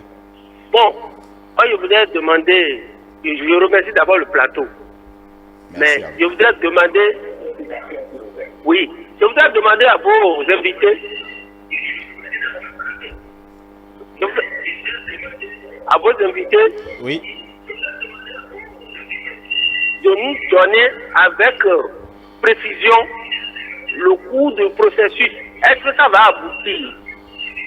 Est-ce qu'il n'y aura pas de recours pour remettre en cause ce que le processus qui est en cours? Très bien, c'est noté. Merci à vous. Vous nous appelez depuis Allô? Candy. Donc, vous pouvez toujours nous appeler. Vous pouvez faire comme d'autres téléspectateurs qui parlent. Donc, on a un autre téléspectateur. Bonsoir. Bonsoir, cher téléspectateur. Oui, bonsoir, monsieur. Comment vous appelez-vous, s'il vous plaît? Oui, c'est Elias depuis Calavi. Quelle est votre préoccupation, s'il vous plaît? Oui, j'aimerais avoir une compréhension par rapport à un sujet. Est-ce à dire que la candidate Rekia Mabdou, Oui. qui avait dit qu'elle détenait des captures d'écran, des preuves à la Cour constitutionnelle, n'a pas pu sortir ces preuves? Est-ce à dire qu'elle n'a pas pu sortir les preuves? C'est de ça que vous parlez ou bien? J'aimerais comprendre cette partie-là, s'il vous plaît. D'accord, c'est noté. Merci, Elias. Vous pouvez toujours nous appeler. Nous sommes là. Donc, les questions déjà, vous parliez du filtre. Oui, je dis l'élection présidentielle, c'est cette élection qui est pour moi l'élection la plus libre que soit. C'est-à-dire pour lequel on n'a pas fondamentalement besoin d'être membre d'un parti politique pour postuler. Et donc, à partir de ce moment-là, tout Béninois qui se sent capable peut déjà aller déposer sa candidature. Si sur 10 pièces, j'ai une pièce, étant donné que la Sénat elle-même a prévu qu'on peut déposer les dossiers et qu'il y a un temps de notification pour que les candidats viennent compléter, je pense que la chose normalement ne gêne personne. Et pour moi, ça donne quelques lieux. Pourtant, ça a gêné beaucoup de téléspectateurs, Oui, je me rappelle. ça gêne en même temps que ça remet un peu les uns et les autres dans la fièvre électorale. On sait en fait qu'il y a quelque chose qui se passe après l'élection, quand bien même à un moment donné, ça fait rire et tout. Donc, ça fait. Et en même temps, c'est une parenthèse. C'est une parenthèse. Ça ne court que, on ne le sait que pendant 2 jours. Donc, à part ça, donc. 8 jours. 8 jours. Pas 2 jours. Non, une bonne semaine. Non, c'est généralement vers la fin que les gens fondamentalement se manifestent. Donc, le problème ne devrait pas se poser. Donc, ça participe en fait de ce que tout le monde sent que vraiment il y a quelque chose qui se passe. Au-delà du sérieux que requiert l'élection présidentielle, il y a un temps de relâchement. Je considère ça comme un temps de relâchement qui peut-être attire l'attention des uns et des autres sur ce que vraiment il y a une élection présidentielle qui se prépare. Je voudrais répondre à la question, donc. Répondre rapidement. Non, je voudrais commencer par le dernier, sur la question de preuve. Vous savez, l'admission de la preuve, d'abord la preuve, comme on le dit vulgairement, est la rançon du roi. Lorsque vous affirmez quelque chose, vous devez pouvoir la prouver. Seulement que ce qui se dit dans l'opinion, c'est que est-ce que si la candidate qui est à Magoudougu arrivait à révéler l'identité supposée, d'accord, de ces captures d'écran ou autres là, est-ce que ça ne mettra pas les intéressés dans une sorte d'insécurité, ainsi de suite? Non, la Cour constitutionnelle est quand même assez responsable, d'accord? Il y a comme le dit, le secret de l'instruction d'une certaine façon. La Cour, sur la base de ce qui lui a été révélé, ne peut pas mettre ça sur la place publique. C'est le secret de l'instruction. Donc, à partir de ce moment-là, c'est communiqué à la Cour, donc ça suppose que ça n'atterrira pas sur dans les mains de n'importe qui. La Cour constitutionnelle constatera simplement que telle personne qui a allégué tel fait a formé des éléments qui permettent de l'étayer, et sur cette base-là, va statuer. Il n'y a pas que la Cour constitutionnelle va, dans sa décision, commencer à énumérer peut-être les noms de ces éventuels députés ou maires ou parrains qui l'ont approché. Donc, pourtant, certains ont estimé que la Cour constitutionnelle n'était pas le cadre approprié pour exhiber. Et c'était quel cadre? C'était quel cadre? Parce que vous avez saisi la Cour constitutionnelle sur le fait que les parrainages ont été manipulés de telle ou telle façon. Vous alléguez des prétentions devant une juridiction, vous devez être capable d'apporter les éléments de preuve.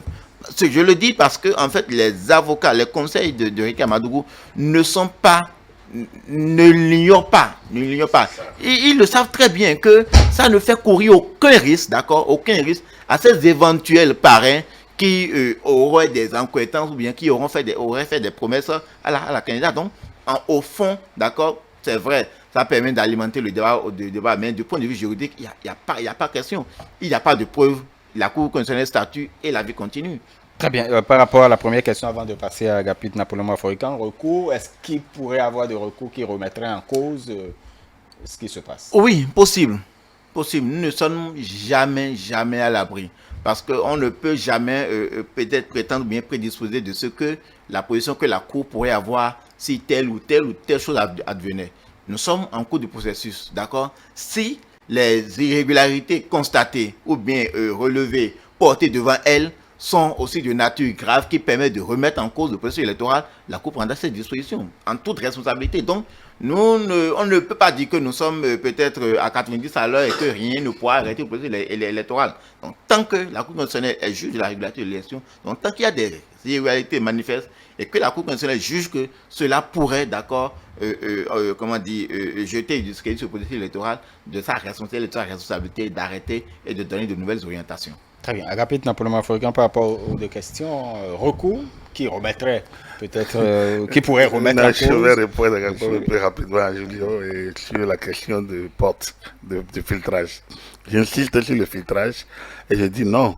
En fait, je partage avec lui l'option que c'est une élection où c'est libre. C'est-à-dire qu'on peut se défouler, on peut venir, c'est normal, on peut même, ça égaye un peu. Mais il faut avoir les pièces. Je ne parle pas encore de l'authenticité des pièces. Il faut tenter. Quand on dit parrainage, moi, on dit il faut avoir combien de parrainage? Je peux avoir peut-être 8 parrainages. Je peux avoir un certain nombre. C'est-à-dire que j'ai une enveloppe parrainage. J'ai une enveloppe, je ne sais pas quoi. Caution. J'ai une enveloppe quitus fiscal. Ou bien un chemise. Mais est-ce que ce n'est pas difficile pour la caution quand même? C'est 4 millions. On contrôle tout ça d'abord. Quand c'est prêt maintenant, on n'a pas encore vérifié. Non, je peux avoir une enveloppe, mais si c'est vide, ça veut dire que j'ai fait du faux. Donc, il faut déjà responsabiliser le candidat. C'est important, on ne va pas vider le débat ici peut-être, mais pour moi, c'est un débat important. Il faut que le gars, celui qui veut aller à l'élection présidentielle, aille chercher, aille cravacher. C'est une élection, c'est le président de la République. C'est une fonction, il va parler en notre nom pendant 5 ans. Il n'aura plus à nous réunir pour parler. Il faut qu'il soit en mesure d'éprouver la fonction. Il faut qu'on le sente dedans. Moi, je suis exigeant à ce niveau-là. C'est le niveau supérieur, macro. C'est-à-dire que c'est lui qu'on connaît. On a beau y aller évoquer le Seigneur à l'église, qui à la mosquée, mais on ne le voit pas. C'est à nos croyances, ça. Ici, le chef, c'est le chef suprême. C'est lui qui est le garant de tout ce qui est dans le pays. Donc, il faut qu'il soit en mesure d'être quelqu'un, de nous prouver qu'il peut. Il ne faut pas qu'il vienne s'amuser, oui, joue. Parce que, non, cette fonction est trop sérieuse. En tout cas, ma compréhension de ça, je suis vraiment... Est-ce que j'ai vu ces derniers temps? Non, c'est vrai, c'est assez convivial. Mais on peut faire beaucoup mieux, à mon avis. Je pense qu'on peut peut-être faire le débat plus tard. Je suis... Jusqu'à la porte, oui. Le gars, il quitte, il peut faire la conférence de presse et dire tout ce qu'il veut, et après il rentre chez lui. Il n'a pas été candidat à l'élection présidentielle. Alors, aujourd'hui, les gens parlent en candidat recalé. Fait telle proposition, fait telle proposition. Mais en quoi il est différent de moi? Parce qu'il a fait une chemise, il a déposé à la Sénat, il est déjà différent, il est déjà candidat. Non. Quelqu'un a fait Tossa, Mohamed, Paul Tosset. Paul Tosset. Il a fait un coup de gueule hier dans une déclaration quand même qui était cohérente. On dit, mais pourquoi on parle de certains, on ne parle pas d'autres? Pourquoi on pense que certains candidats sont meilleurs à d'autres? Bon, on a parlé quand même de lui, finalement. Finalement, parce qu'il a parlé de lui-même. Donc, quelque part, je trouve que nous parlons trop des gens qui n'ont plus le statut. Il faut avoir le statut, il faut avoir la qualité pour qu'on puisse entrer dans le fond. Est-ce que le processus peut être bloqué? À mon avis, non. À mon avis, non. Pour moi, il n'y a pas de recours qui peut bloquer le système. Il n'y a plus de recours. J'ai donné que sur les étapes, actuellement, par exemple, la question du parrainage est vidée. Aucun recours ne reviendra plus remettre ça en cause. On est déjà passé à une autre étape. Si nous passons l'étape de la liste publiée, la liste définitive, lundi par la grâce de Dieu, s'il n'y a pas de recours, on avancera alors vers l'autre étape qui est le positionnement sur les bulletins, les logos des candidats, positionnement sur le bulletin, campagne électorale. Donc, à chaque étape, il peut y avoir des contentieux, mais qui ne bloqueront pas, à mon avis. Par contre, ce que dit M. Tometti, et qui est peut-être, qu'il a dit peut-être un peu subtilement, il peut y avoir des développements, peut-être des développements qui ne sont pas des recours, mais des développements peut-être de situations qui pourraient remettre en cause le dispositif. Ça, on ne le souhaite pas. Mais en termes de recours, les étapes sensibles sont déjà passées. Les étapes sensibles, c'était la révision de la Constitution, les réformes apportées au système, la liste électorale, enfin les actes préparatoires, la liste électorale, les candidatures. Je pense qu'on a déjà évacué ces moments. Le reste maintenant, c'est le processus maintenant qui reste à être conduit. Et normalement, si tout se passe bien, il n'y a plus de recours qui puisse bloquer le dispositif. Le deuxième, oui, tout à fait. Oui, je pense que, je ne dirais peut-être pas plus que M. Toyebetti. Je pense qu'il y a eu, au-delà même de candidat Rekia, je pense que les avocats ont manqué. J'ai dit que la candidate a manqué à la cour. Ces avocats l'ont encore plus fait. Parce que non seulement ils n'ont pas été en mesure d'administrer la preuve, mais qu'ils ont été péremptoires en disant qu'elle aurait pu avoir 34 parrainages. Je pense que ces choses-là ne sont pas sérieuses, ne sont pas dignes des gens, et quand même qu'on doit respecter. Vous ne pouvez pas aller devant une haute juridiction. Et non seulement on dit qu'on a des captures, on n'arrivait pas à le démontrer, on a fait des affirmations sur des gens, on n'arrive maintenant pas à donner la preuve, et maintenant on fait une nouvelle affirmation. Moi je trouve que dès le début de cette affaire, je l'ai proposé, normalement on doit aller vers le juge judiciaire. On doit écouter. Moi je ne dis pas qu'on condamne quelqu'un qu'on a vu. Non, c'est pas mon problème. Mais au moins que la loi oblige certains à dire des choses.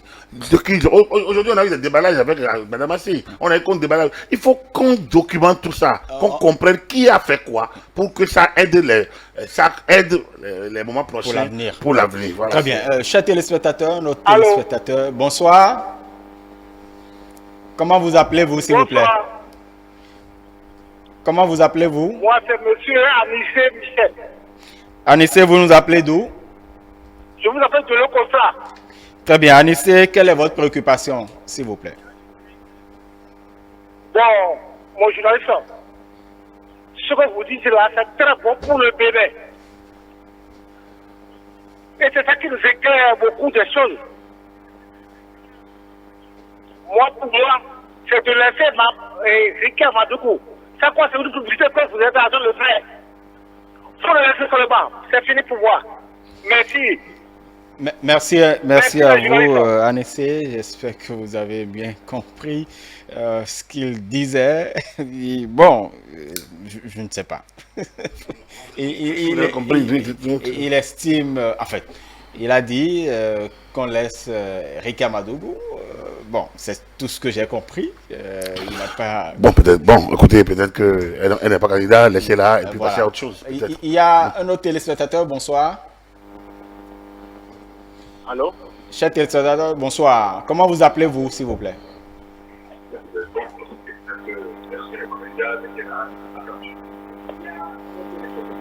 Vous êtes bonsoir. Comment vous appelez-vous? Oui. On m'appelle M. Babatunde Souleymane. Souleymane, vous nous appelez d'où? Ouais, je suis en ligne ici. Quelle est votre préoccupation, s'il vous plaît? Je vous appelle d'Agra. Agla, à Cotonou. Quelle est votre préoccupation? Ok, je tiens d'abord à saluer ceux-là qui sont avec vous là. Je veux parler de M. Naporican et le second. Et M. Julio Tomati. D'abord, je tiens à dire que les choses ont déjà changé. Nous ne sommes plus à la vieille date où on permet à n'importe qui de faire ce qu'il veut. Les opposants doivent savoir que les choses ont changé. On a affaire avec un président qui fait ce qu'il dit. Un président qui connaît mieux le pays. Les lois sont votées pour être respectées. Donc, les opposants et moi personnellement, nous sommes tous des citoyens et nous devons respecter la loi qui est votée.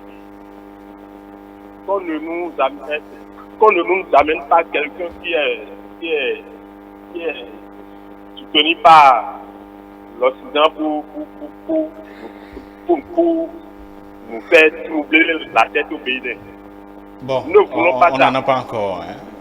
Ils n'ont qu'à respecter la loi si vraiment ils veulent aller à l'élection. Merci pour votre contribution. Merci pour votre contribution, Et Suleiman. je remercie surtout M. Akati qui fait beaucoup pour le Bénin. Et si moi j'étais président, il serait déjà venu. Parce que s'il dit la vérité, je le suis à tout moment. Merci beaucoup, Voilà, merci à vous. merci Suleiman depuis Agla. Vous pouvez toujours nous appeler. Nous avons encore quelques moments à passer avec vous, chers téléspectateurs. Nous n'avons pas eu droit à de questions, des contributions. Oui, je vais remercier l'ami également, le sénateur. Bon, chacun fait ce qu'il peut de là où il est. Donc, lui nous remercie. Moi, je remercie M. Tometi qui, quand même, honore nos plateaux régulièrement. On est de la maison. Donc, beaucoup d'autres amis qui essayent plus ou moins de répondre favorablement. C'est pas facile d'honorer ce type de rendez-vous. Donc, merci aux téléspectateurs.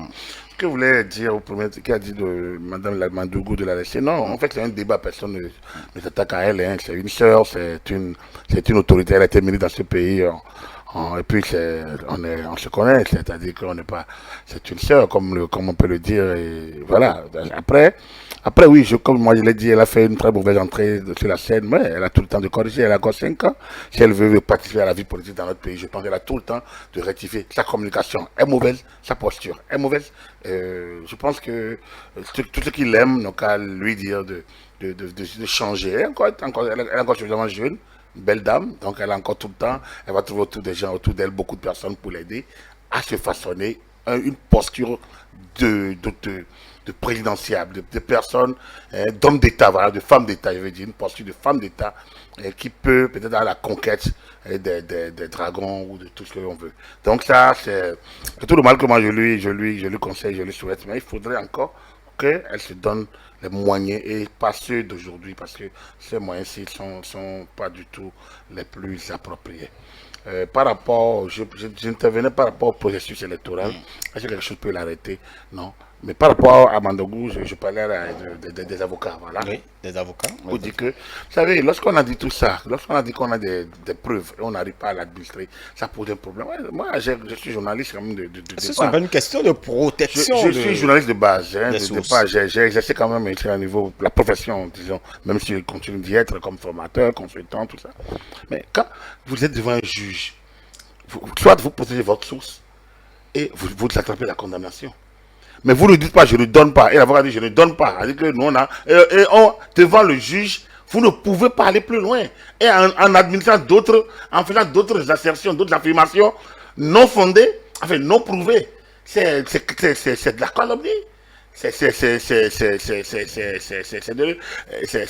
des insinuations qui sont de nature à ternir l'honorabilité des gens, c'est de la diffamation. Donc, il y a un certain nombre de choses que vous ne pouvez pas faire devant un juge en tant que journaliste, parce que la loi vous oblige à ça. Alors, moi, j'ai trouvé ça ahurissant, déplaisant et incommodant que des avocats devant l'auguste Cour constitutionnelle, c'est une institution suprême de l'État, la plus haute institution en matière constitutionnelle, qui puissent prendre cette posture-là. Bon, ils sont couverts, c'est vrai, mais pour le respect à nos institutions, et pour le respect, quand quelqu'un veut assumer une fonction, il faut commencer par respecter la fonction. Donc, quand j'ai vu tout ça, j'ai trouvé que, bon, en principe, comme l'a dit quelqu'un, peut-être circulons. Mais c'est pas bien. Donc, je pense que les réflexions futures. Agapit Napoléon Mafoga, est-ce que je vous dirais certainement la même chose? Certains pensent que ce n'est pas le lieu pour la manifestation, ou du moins pour l'exhibition de ces preuves. Peut-être que si c'était au tribunal, par exemple, ou à la cour d'appel, on pourrait le faire facilement parce qu'on estime que la cour constitutionnelle, voilà, exactement. D'abord, vous vous trompez. La cour constitutionnelle est une haute juridiction de l'État. Donc, le tribunal, parfois, ils suspendent pour venir faire les exceptions de constitutionnalité. Parce que pour venir devant la Cour constitutionnelle, pour avoir d'abord des réponses avant de continuer. C'est une haute juridiction. C'est la plus haute juridiction en matière constitutionnelle. Et après, sur les questions des droits de l'homme. Donc, il n'y a pas plus haut dans le pays devant qui on peut exhiber les preuves. Les avocats le savent, M. Tomati l'a dit. Ils peuvent même mettre ça sous scellé, ils peuvent fermer, estampiller, ils disent bon, on vous confie ça. Mais on n'a pas envie. Donc, ils ont plusieurs possibilités de le faire. Ils peuvent aller confier ça au greffe de la Cour constitutionnelle. Ils savent comment ils doivent procéder.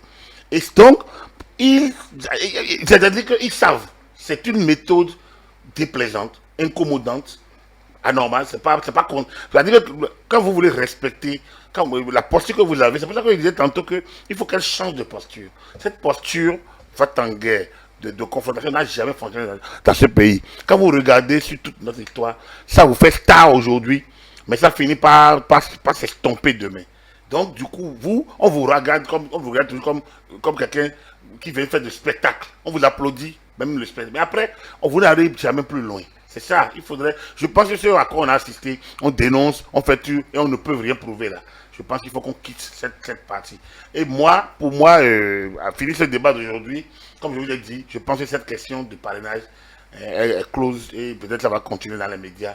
Mais je pense qu'il faut qu'on ferme cette page et qu'on continue le processus. Oui, Julio.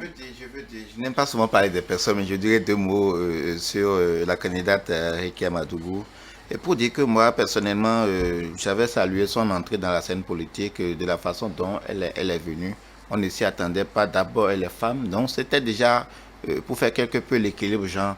Aussi, Rekia Madougou, elle est celle-là qui aujourd'hui peut, dans la décision au fond, peut quelque peu éprouver, d'accord, la gouvernance du président Talon.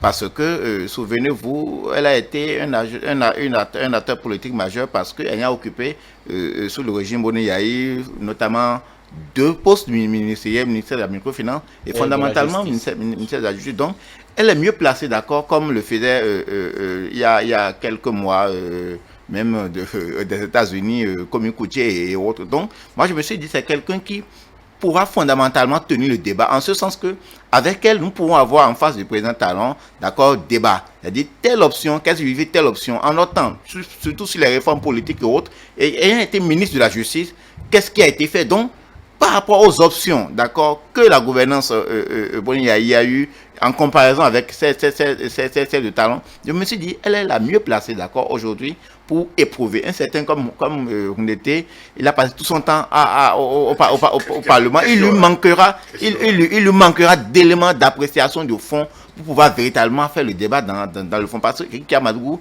et souvenez-vous, son passage au ministère de la Justice dans ce pays a été beaucoup salué. On a vu comment elle est sortie sous les applaudissements de presque à l'unanimité des magistrats ou des acteurs du monde judiciaire. Donc, je me suis dit, c'est quelqu'un qui a de la matière.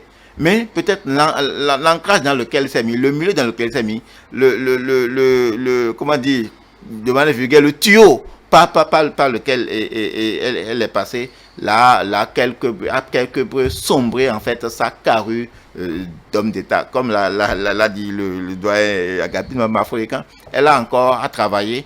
Moi, je veux espérer voir quelqu'un comme Ricky Madougou encore aux élections. Pourquoi pas aux élections législatives, pour être toujours dans le débat politique, histoire de faire d'autres approches. Parce qu'aujourd'hui, ça manque fondamentalement que, à l'heure actuelle, sur les réformes. Les réformes politiques, vous savez, l'opposition en parle très bien. Et c'est pourquoi ce qu'on a souvent sous les lèvres, c'est la démocratie est mal, on va la restaurer, on va le faire tout quoi. Mais sur les options économiques, sur le bilan économique de Patrice Talon, mais personne ne dit rien. Vous n'entendez pas l'opposition dire quoi que ce soit sur le bilan tout quoi. Donc, ce qu'on peut-être reste à condamner. On attend peut-être la période de la campagne. Non, on n'a pas attendu la période de la campagne pour parler des questions de démocratie, de liberté et autres.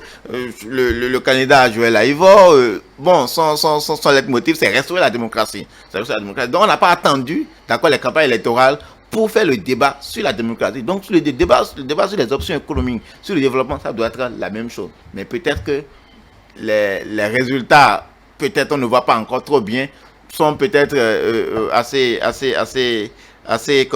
clairs que peut-être il n'y a pas grand-chose à dire. Seulement qu'il faut dire, pour ces élections présidentielles, pour le processus en cours, il y a à travailler, d'accord, pour que les uns et les autres, au-delà de tout ce qu'on dit, que nous nous retrouvons sur l'essentiel. Nous retrouvons comme un téléspectateur, il l'a dit, nous revenons à nos tests, parce que quoi qu'on dise, qu'on soit d'accord ou pas, ça reste aujourd'hui nos tests.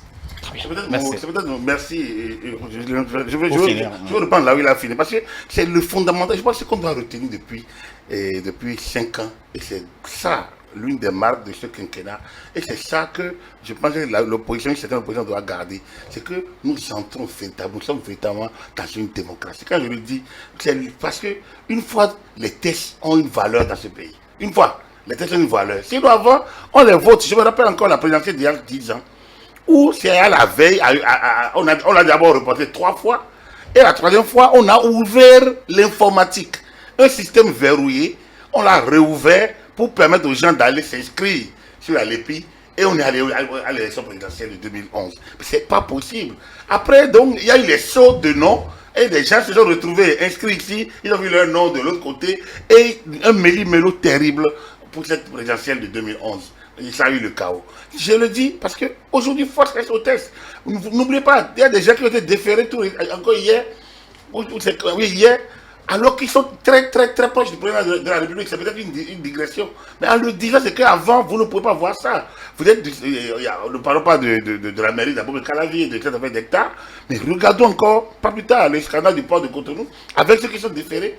Moi, je ne veux pas présager de ce qu'on leur reproche, mais c'est quand même des gens qui sont en vue visible, proche du président de la République, enfin ils disent soutenir le président de la République, et on les défait, et rien ne se passe avant, il y aura eu intervention sur intervention.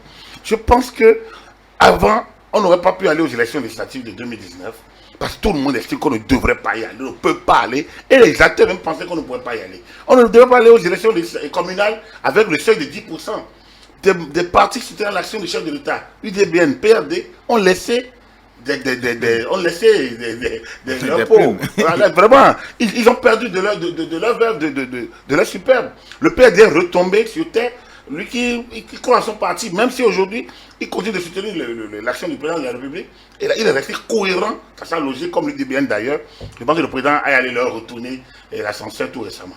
Tout ça montre que une fois enfin, nos tests ont une valeur. Le parrainage, quand on dit je vais exploser le parrainage, c'est qu'il pensait qu'il peut retoucher à ces choses-là, qu'on va crier, et que le chef d'État va finir par intervenir. Comme ce acteur de la société civile qui, il y a 1 an, où il y a 2 ans, criait, monsieur le président, je vous prie, allez prendre une ordonnance, prenez une ordonnance, comme si le chef d'État devrait intervenir dans le débat. Oui, il y avait des vieilles pratiques très rétrogrades que certains garder comme un peu comme un butin de guerre, ils le sortent régulièrement pour nous empêcher d'aller de l'avant. Aujourd'hui, depuis 5 ans, on a l'impression que force reste aux lois, qu'on fait les lois de la valeur. Je pense que c'est ça qu'il faut qu'on garde. Et que désormais, qu'on se batte pour aller au Parlement, qu'on se batte pour discuter des lois, mais une fois que nos lois votées, en tout cas, pendant le processus, on peut faire le débat. Après son vote, durant son cursus, avant promulgation, on peut continuer à faire pression. À la promulgation, on doit comprendre que c'est terminé. Et puis, quand c'est publié, ça commence par être... On peut continuer à ne pas être d'accord, mais on doit déroger à la loi. Elle est la loi, elle est dure, mais c'est la loi. Si on ne peut pas garder ça, c'est que notre vivre en commun a un problème. Je pense que c'est ça. Et si les gens veulent un consensus, nous sommes à la veille de la formule date de la conférence nationale et on va rentrer dans les consensus acquis, tout ça là. Si on veut un consensus, c'est celui-là, le consensus du respect des textes. Le consensus du respect des textes. Ça, si on ne peut pas l'avoir, il n'y a aucun consensus qui puisse aller. Voilà, moi, je pense que c'est ce sur quoi je voudrais que notre pacte républicain puisse s'asseoir comme socle pour que nous puissions désormais, dès qu'il y a une loi votée, tout le monde sache qu'on doit l'appliquer. Maintenant, elle est dure, non? Battons-nous pour la changer. Mais aussi longtemps, donc le lobbying, par exemple, il y a quelque chose que nous ne savons pas faire. Le lobbying, on ne sait pas le faire. Les publications dans les médias, les tribunes, il y a beaucoup de choses pour faire changer, mais on ne sait pas le faire. On dit les gens sur les réseaux sociaux, on invective, on fait face, on affronte les institutions. Je pense qu'il faut qu'on change de donne. Et ça, j'ai aimé piquer cette chute de mon vis-à-vis pour pouvoir et voilà, peut-être que m'a pris de parole pour... Tout à fait, c'est fini. Mesdames et messieurs, merci à vous, Agapit Napoléon Afogan. Merci beaucoup. Julio Tometti, chers amis téléspectateurs, merci à tous ceux qui nous ont appelés. Je sais qu'il y a beaucoup qui avaient envie d'appeler. Mais bon, ils ont préféré nous suivre, bien évidemment. Mesdames et messieurs, merci d'avoir suivi donc cette tribune spéciale. Nous allons donc vous retrouver très incessamment sur les antennes de E-Télé. Agréable suite de soirée à chacun et à tous.